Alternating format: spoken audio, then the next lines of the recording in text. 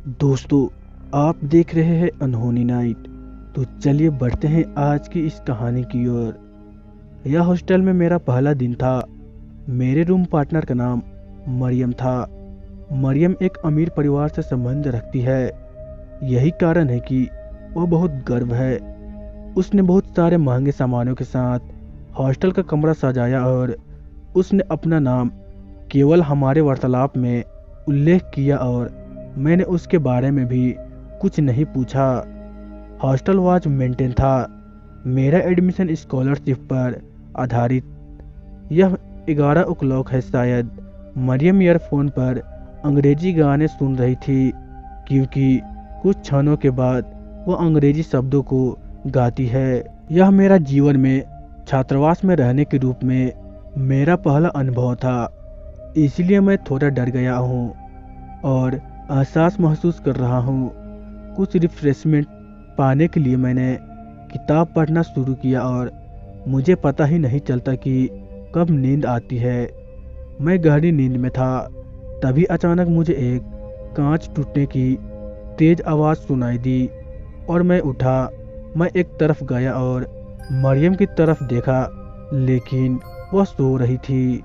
मुझे लगा कि यह मेरा भ्रम है, इसलिए मैं फिर से सोने की कोशिश करता हूँ। लेकिन कुछ ही मिनटों में मुझे कांच टूटने की आवाज़ सुनाई दी। मैं डर गया और फिर से जाग गया। मरियम विपरीत स्थिति में सो रहा था, इसलिए मैंने उसका चेहरा नहीं देखा। मैं समझ गया कि वह मुझे डराने की कोशिश कर रही है। मैंने उसका नाम पुकारा और उसे जगाया। मरियम, मुझे पता है कि तुम मुझे डराने की कोशिश कर रहे हो। लेकिन उसने कोई जवाब नहीं दिया और वही रही।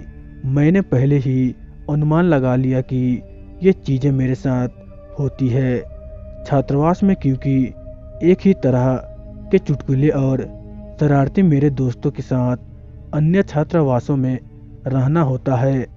मैंने सोचा था कि सोने का नाटक करना, जब मैंने अचानक अपनी आंखों खोलने की तुलना में 110 मिनट के बाद मैंने एक ही ध्वनि सुनी।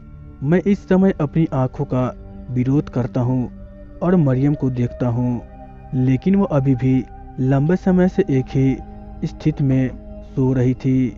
मुझे एहसास हुआ कि यह मरियम नहीं है। मैं खड़ा हो गया और चश्मे के टूटे हुए टुकड़ों को खोजने की कोशिश करने लगा। फिर मैं बाहर आया और हर जगह खोज करने की कोशिश की, लेकिन मुझे एक भी टुकड़ा नहीं मिला। मैं वास्तव में नर्वस और डरा हुआ हूँ। मुझे लगा कि मैं बाथरूम से आया हूँ। मैं बाथरूम में धीरे धीरे उच्चक के साथ पैर कदम में वास्तव में डर लगता है। जब मैं आईने के बाथरूम के पास आई तो वही आवाज़ आईने से आई। इस बार मैं नर की तरह डर गया। साउंड्स लाउडर बन गया और कुछ ही पलों के बाद सुना गया। मेरा खून लगभग मेरे वेन्स को चुभ रहा है। मैं मरियम को बुलाने के लिए भाग गया, लेकिन जब मैंने उसका चेहरा देखा, मैं चिल्लाने लगा। उसका चेहरा खून से भरा है। वह मर चुका है।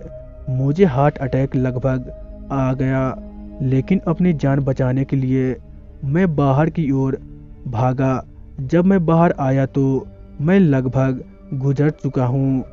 डर के कारण मैं अपनी सांस को नियंत्रित नहीं कर सकता। तब मैंने देखा एक मुखौटा आदमी कॉरिडोर में बड़े चाकू पकड़े। मुझे डर लगने लगा कि क्या चल रहा है। वह मुझे भी फॉलो करता है। उसकी सांस पशु की सांस की तरह लगती है। उसने मुझे 2 बार हमला किया। पहला हमला करीब था, फिर भी इसने मुझे चोट नहीं पहुंचाई, लेकिन दूसरी बार और नीचे अगला पल दृश्य पूरी तरह से बदल गया था और मरियम मुझे जगा रही थी। कक्षा के लिए अपना समय जागो, केवल 20 मिनट के ऊपर उठो। मैंने मरियम और स्टार्टिंग क्राइंग को गले लगाओ और सपना की पूरी कहानी बताई। मरियम ने खुद पर हंसी शुरू की मुझे भी लगता है कि शायद यह मेरा भ्रम था, लेकिन जब मैंने देखा मेरा घायल हाथ, मुझे एहसास हुआ यह सिर्फ एक सपना नहीं है। फिर मैंने हॉस्टल में इसका पहला और आखिरी दिन तय किया। तो दोस्तों, आज की कहानी बस इतना ही। तो आपको कैसी लगी हमारी कमेंट बॉक्स में ज़रूर बताइएगा।